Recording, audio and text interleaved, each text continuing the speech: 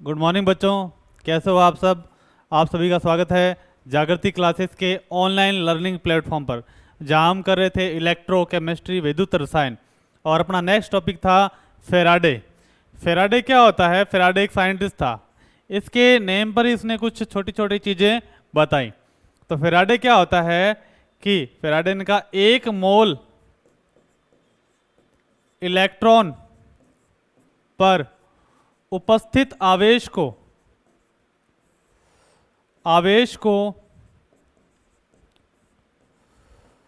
Faraday कहते हैं। क्या कहते हैं? फेराडे कहते हैं।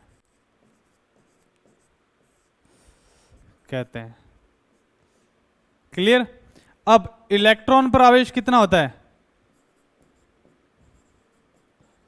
आवेश सभी को पता होता है, इलेक्ट्रॉन पर आवेश होता है अपने पास 1.6 इंटू 10 की पावर माइनस 19 गुलाम। कितना होता है? 1.6 इंटू 10 की पावर माइनस 19 गुलाम। और एक मोल में इलेक्ट्रॉन कितने होते हैं? 6.023 इंटू 10 की पावर 23 इलेक्ट्रॉन। क्लियर? तो एक इलेक्ट्रॉन पर आवेश होता है 1.6 इंटू 10 की पावर माइनस 19 गुलाम। तो एक मोल इलेक्ट्रॉन पर कितना आवेश होगा? तो अपने लिख देते हैं, एक मोल इलेक्ट्रॉन पर आवेश अंतः एक मोल इलेक्ट्रॉन पर उपस्थित आवेश। तो भाई अपने पास एक मोल इलेक्ट्रॉन 6.023 इंटू 10 की पावर 23 इंटू आवेश कितना है 1.6 इंटू 10 की पावर माइनस 19। क्लियर? ये जब अपने मल्टीप्लाई करते हैं तो अपने पास क्या वैल्यू आती है बच्चों? अपने पास जो वैल्यू आती है वो है अपने पास 96487। 96487। अब ये कैलकुलेशन में क्या होती है, बड़ी मिस्टेक आ जाती है। इतनी बड़ी कैलकुलेशन कैसे करें, इसलिए इसको लिख देते हैं 96500। जब भी अपने न्यूमेरिकल करेंगे तो वो करेंगे 96500 रखकर। तो अपने फेराडे का मतलब क्या होता है? 96500। और इसका अर्थ यह होता है कि एक मोल इलेक्ट्रॉन पर जितना आवेश पाया जाता है उसे क्या बोलते हैं? फेराडे बोलते हैं। कुछ छोटी छोटी बातें अपने कर लेते हैं कि जैसे एग्जाम्पल ये है, ये अपने पास ए है, ये एक इलेक्ट्रॉन त्याग कर क्या बना लेता है? ए प्लस। तो यहां अपने लिखेंगे कि एक मोल ए, ठीक है, एक मोल इलेक्ट्रॉन त्यागता है। एक मोल इलेक्ट्रॉन त्यागा, एक मोल इलेक्ट्रॉन त्याग कर एक मोल क्या बनाता है? ए प्लस बनाता है। जो अपने एग्जाम में आने लायक है वो अपने डिस्कस कर लेते हैं। जैसे अपने पास एल्यूमिनियम है, एल्यूमिनियम क्या करता है? Al प्लस 3 और 3 इलेक्ट्रॉन। यही तो एक मोल तो क्या है अपने पास? एल्यूमिनियम है। एक मोल क्या बना? Al प्लस 3 और 3 मोल क्या बने? इलेक्ट्रॉन बने। तो क्या बना? n का मान क्या अपने पास? 3। तो सिंपल सी बात है। और इस तरह से अपने क्या कर सकते हैं, कोई भी तत्व का आसानी से अपने मोल ऑफ इलेक्ट्रॉन निकाल सकते हैं। क्या?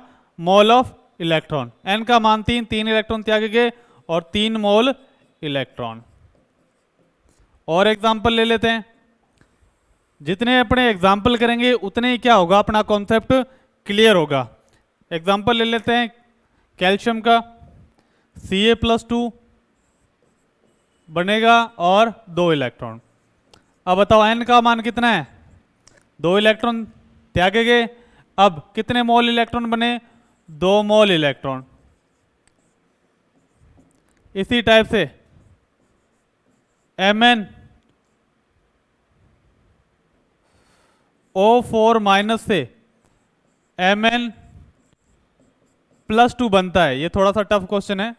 तो बताओ कितने मोल इलेक्ट्रॉन अपने त्यागे गए हैं, बने हैं, ठीक है। तो देखो यहाँ पर जो ऑक्सीकरण अवस्था है मैग्नीज की वो क्या है, +7 है, और यहाँ पर कितनी है, +2। अंतर कितना आ गया, +5 का है। क्लियर। तो अपने पास n का मान कितना है, 5 इलेक्ट्रॉन त्यागे गए हैं। यानी अब फिर इलेक्ट्रॉन कितने निकलेंगे अपने पास, 5 इलेक्ट्रॉन निकलेंगे, 5 मोल इलेक्ट्रॉन। क्लियर है बच्चों।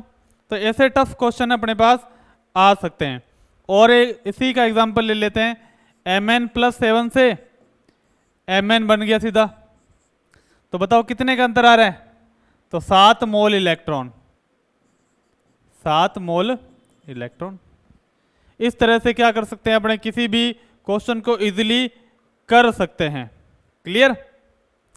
अब एक और सिंपल सा आपको मैं बता देता हूं, ये लास्ट है।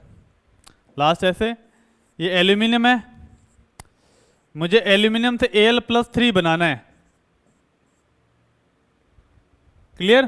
कितने मोल इलेक्ट्रॉन निकले, 3 मोल इलेक्ट्रॉन, n का मान 3, ठीक है भाई। एल्यूमिनियम से Al+3 बनाना है तो कितने फेराडे विद्युत की आवश्यकता होगी, फेराडे विद्युत की आवश्यकता होगी, आवश्यकता होगी। तो विद्युत की आवश्यकता होती है, वो होती है NF, यानी जितने इलेक्ट्रॉन है उसे फेराडे से गुणा कर देते हैं। तो यहां पर बताओ कितने हैं, कितने ग्राम है, एल्यूमिनियम से Al+3 बनता है, अणुभार के बराबर भार होता है। अणुभार कितना है, 27 ग्राम एल्यूमिनियम के लिए कितने फेराडे चाहिए भार, ठीक है, अणुभार। तो बताओ एक Al से Al+3 बनाना है तो 3 इलेक्ट्रॉन अपने निकल रहे हैं, इसका मतलब n का मान आ गया 3।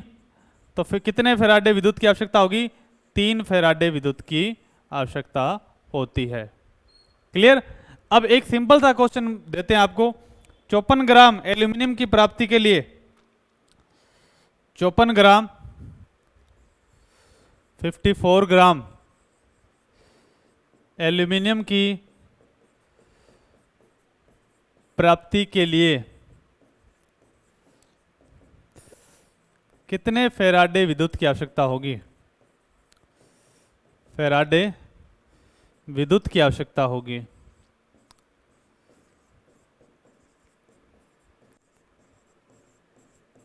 आवश्यकता होगी। क्लियर है बच्चों। अब देखो, तो भार निकालना होता है तो उसके लिए एक अलग सा फॉर्मूला होता है, यानी कितने फेराडे विद्युत की आवश्यकता होगी। क्लियर। तो इसमें भार दे रखा है, तो मैं यहां पर एक अलग से कलर से लिख देता हूं, फेराडे n छोटा, यानी कितने इलेक्ट्रॉन त्यागे गए। क्लियर। फिर आ जाता है m, यानी अणु भार, और n2 आ जाता है w, दिया गया भार। ये है, हिंदी में लिख देता हूं, फेराडे इलेक्ट्रॉन की संख्या, मोल ऑफ इलेक्ट्रॉन, इलेक्ट्रॉन के मोल। फिर नीचे आ जाएगा अणु भार, क्या नाम है, अणु भार, और इधर आ गया दिया गया भार, दिया गया भार, ठीक है। ये सिंपल हिंदी में लिख दिया मैंने। अब देखो, एल्यूमिनियम है, Al से Al+3 में जाता है, किस में जाता है, +3 में, यानी कितने इलेक्ट्रॉन त्यागे गए, 3 इलेक्ट्रॉन त्यागे गए, 3 मोल इलेक्ट्रॉन। भार कितना दे रखा है मेरे पास, 54 ग्राम। एल्यूमिनियम का भार कितना होता है बताओ, 27 ग्राम होता है। क्लियर। कितना है, 27 ग्राम, यानी 27 ग्राम एल्यूमिनियम के लिए कितने फेराडे चाहिए, 3 फेराडे चाहिए। क्लियर। तो फिर फॉर्मूले में अपने वैल्यू रख देंगे, 27 ग्राम के लिए 3 फेराडे चाहिए, तो 54 के लिए कितने चाहिए बताओ, सिंपल से बता सकते हो आप। 54 के लिए क्या चाहेंगे, 6 फेराडे, तो फॉर्मूले में रख देंगे अपने पास। फॉर्मूले में फेराडे निकालने का फॉर्मूला अपने पास सिंपल था। तो देखो, फेराडे बराबर में कितने मोल, 3 मोल, अणुभार कितना होता है 27, दिया गया कितना है 54, 27 दूने 54, कितना आ गया फेराडे का मान आ गया 6 फेराडे चाहिए। तो 54 ग्राम के लिए कितना चाहिए अपने पास, एल्यूमिनियम के लिए 6 फेराडे। भाई 27 ग्राम के लिए 3 फेराडे, तो फिर 9 ग्राम के लिए कितने चाहिए 1 फेराडे। तो 9 ग्राम के लिए कितना चाहिए 1 फेराडे। सिंपल सा है, सिर्फ कितना पढ़ना है आपको, 9 का पहाड़ा ही पढ़ना है, 1 फेराडे। तो इस तरह से अपने क्या है कि अपने भार दिया हो तो अपना आसानी से क्या निकाल सकते हैं फेराडे विद्युत की आवश्यकता। और ये क्वेश्चन काफी बार पूछा जाता है, काफी इजी सा क्वेश्चन होता है, इसलिए ज्यादा पूछ लेते हैं इसको। ठीक है, अब एक और क्वेश्चन करते हैं, और वो क्वेश्चन है अपने पास सिंपल था कि 1 मोल कैल्शियम के निर्माण के लिए कितने कूलाम्ब विद्युत की आवश्यकता होती है। 1 मोल कैल्शियम की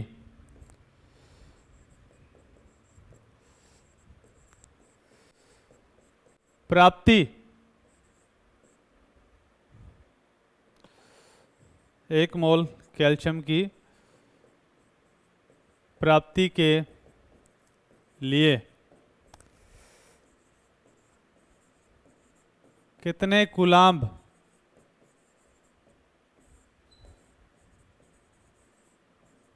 विद्युत की आवश्यकता होती है।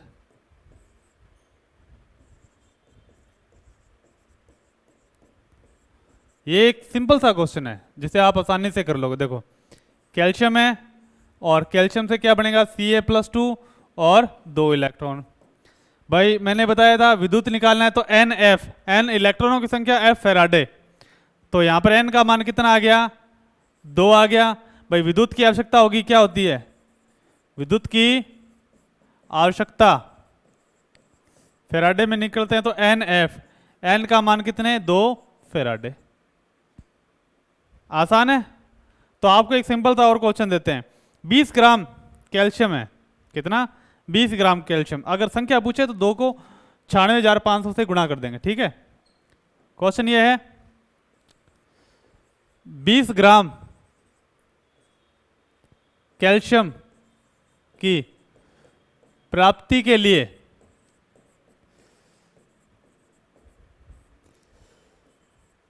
कितने फेराडे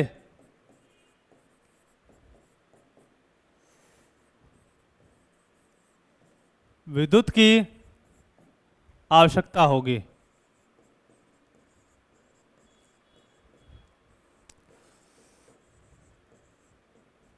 तो फॉर्मूला वही है। ठीक है, कैल्शियम पहले समीकरण लिख लेते हैं कि भाई होता क्या है। फॉर्मूला आपके पास फेराडे निकालने का N M/W, ये फेराडे अपने पास निकाल लेते हैं। N मतलब 2 इलेक्ट्रॉन, बाहर कितना आता है कैल्शियम का 40, और दिया गया कितना है 20, 20 दूने 40, यानी फेराडे आ जाएगा 1 फेराडे। ठीक है, 1 फेराडे विद्युत की आवश्यकता होगी। कितने 1 फेराडे विद्युत की आवश्यकता होगी। ये अपने पास क्या है आंसर है। सिंपल, इससे सिंपल कुछ नहीं हो सकता, क्योंकि अपने पास क्वेश्चन ही बहुत ही आसान है। अब बात करते हैं कि 1 मोल एल्यूमिनियम की प्राप्ति के लिए कितने फेराडे विद्युत की आवश्यकता होती है। 1 मोल एल्यूमिनियम की प्राप्ति के लिए कितने फेराडे विद्युत की आवश्यकता होती है। तो आपको सभी को पता है कि एल्यूमिनियम कौन सी स्टेट में रहता है, Al से Al+3, और कितने इलेक्ट्रॉन 3 इलेक्ट्रॉन, N का मान कितना है 3। तो याद आ गया, आंसर आ गया अपने पास 3 फेराडे। गुड, ये था फेराडे और फेराडे से संबंधित नियम। अब बात करते हैं कि इसमें क्वेश्चन क्या आते हैं। इसमें क्वेश्चन आता है सिर्फ 1 नंबर का क्वेश्चन आता है, छोटा सा क्वेश्चन आता है। क्लियर। अब अपने पास फेराडे के बाद में आते हैं फेराडे के नियम। तो आज डिस्कस करेंगे अपने फेराडे का प्रथम नियम। क्या डिस्कस करेंगे, फेराडे का प्रथम नियम।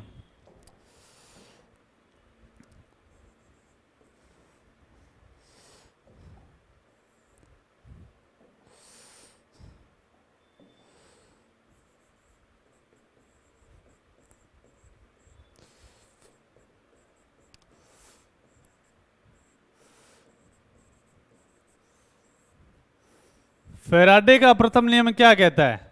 देखो, फैराडे का प्रथम नियम करने से पहले बहुत ज़्यादा ज़रूरी है कि हमें क्या आना चाहिए, फैराडे के बारे में पूर्ण रूप से पता रहना होना चाहिए।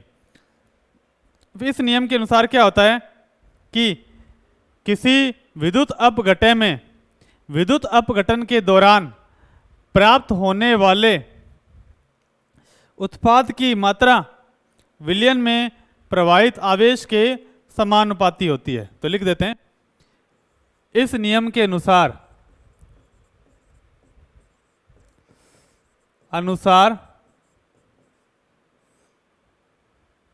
किसी विद्युत अपघटन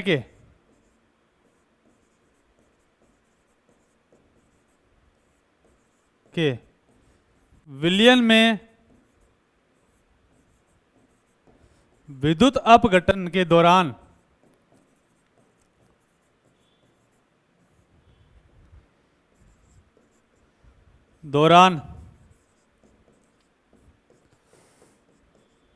प्राप्त होने वाले उत्पाद की मात्रा, ठीक है, विलयन में प्रवाहित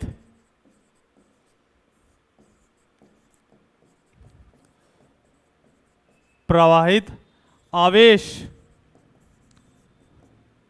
जिसे बोलते हैं Q, के समानुपाती होती है।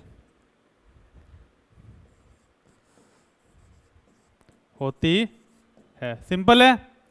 तो ये नियम ये कहता है कि अपने पास जितना ज़्यादा आवेश होगा, ये अपने पास है एक कंटेनर, ये कंटेनर लिया, इसमें मैंने एक विलयन भर दिया, जो भी है अपने पास, ठीक है, और उसमें मैंने क्या है, रोड डाल दी, एक रोड डाल दी।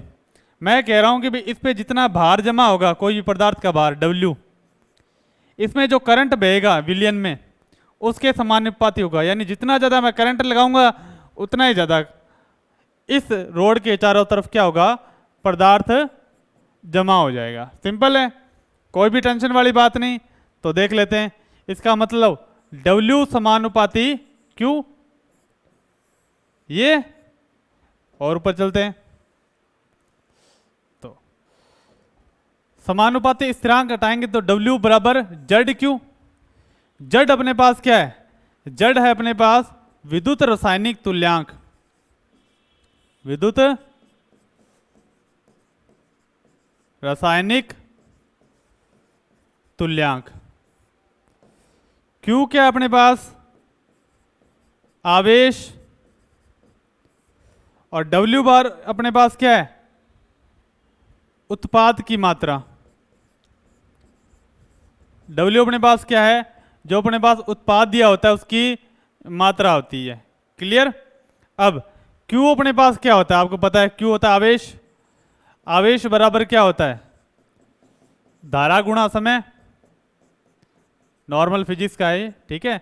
यानी Q बराबर में होता है I गुणा T, सभी को पता है। तो Q की वैल्यू रख देंगे अपने पास, W बराबर में Z I गुणा I T लिख देते हैं, ठीक है। ये समीकरण होगी एक। अब Z का मान क्या होता है, फिक्स होता है, आवेश बटे अणुभार इंटू 96500, क्या होता है, आवेश गुणा बटे अणुभार, सॉरी इसको सही कर लेते हैं, ठीक है, अणुभार बटे आवेश, जल्दबाजी में लिख दिया, अणुभार बटे आवेश। ये जड़ का मान होता है, इसे बोलते हैं विद्युत रासायनिक तुल्यांक। क्या बोला जाता है बच्चों, अणुभार बटे आवेश। और इसको मैं रख दूंगा अपनी इक्वेशन में, तो अपने पास फॉर्मूला आ जाता है W इज इक्वल टू अणुभार बटे आवेश गुणा 500 ऊपर क्या है अपने पास I इंटू टी, क्या है I इंटू टी। तो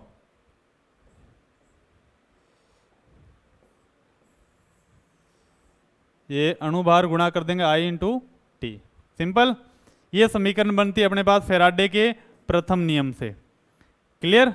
तो अपने पास बात ये आती है कि विद्युत अपघटन के दौरान जितना ज़्यादा मैं आवेश प्रवाहित करूंगा उतना ही ज़्यादा क्या होगा अपने पास पदार्थ जमा हो जाएगा। कहाँ पर? रोड के ऊपर। तो क्वेश्चन न्यूमेरिकल ये है कि न्यूमेरिकल अपने पास क्या है, न्यूमेरिकल करते हैं इसके अंदर, और न्यूमेरिकल अपने करते हैं लास्ट ईयर के आए हुए न्यूमेरिकल। यदि कॉपर सल्फेट के विलयन में, यदि कॉपर सल्फेट के विलयन में 2 एम्पियर धारा 96,500 सेकेंड तक प्रवाहित की जाए तो निक्षेपित होने वाले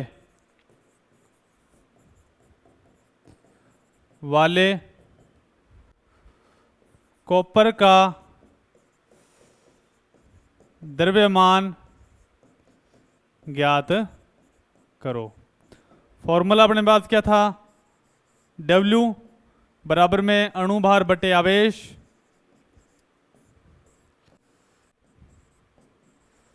इंटू 96,500 I इंटू टी, ये अपने पास फॉर्मूला था। क्लियर? कॉपर का अणुभार क्या होता है आपको क्वेश्चन के अंदर दे के रखते हैं। कॉपर का अणुभार होता है अपने पास 63.5, तो कॉपर का यहाँ पर अणुभार आपको मिलेगा 63.5 ग्राम। क्लियर? इस फॉर्मूले अपने वैल्यू रख देंगे सबकी, ठीक है। अणुभार क्या है? 63.5। आवेश क्या होता है कॉपर पर? +2 होता है, याद रखना, +2 होता है। तो आवेश का मान 2 आ गया, 2 इंटू 96,500। करंट कितना था? 2 एम्पियर था। कितने सेकंड तक? 96,500। याद रखना करंट हमेशा सेकंड में होना चाहिए। तो 96,500 से कट गया, 2 से 2 कट गया, और वेट अपने पास कितना आ गया कॉपर का जमा होने वाला? 63.5 ग्राम। आसान है। इसी टाइप से अपने पास न्यूमेरिकल आते हैं, और आसान न्यूमेरिकल आते हैं। एक न्यूमेरिकल और करते हैं कि अपने पास AgNO3 का विलयन है। यदि AgNO3 के विलयन में 4 एम्पियर धारा 965 सेकंड तक प्रवाहित की जाए तो निक्षेपित होने वाले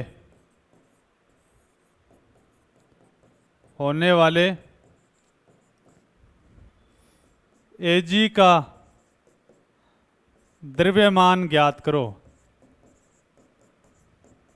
तो सबसे पहले अपने को ये दे के रखते हैं Ag का अणुभार, वो है अपने पास 108 ग्राम, ठीक है। और आंसर में सबसे पहले आप बच्चों क्या लिखना है? आंसर में सबसे पहले लिखना होता है अपने को फॉर्मूला W अणुभार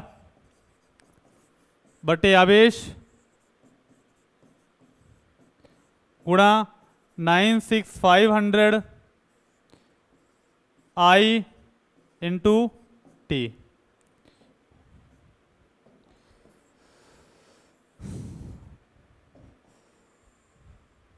तो अणुभार अपने पास कितना है?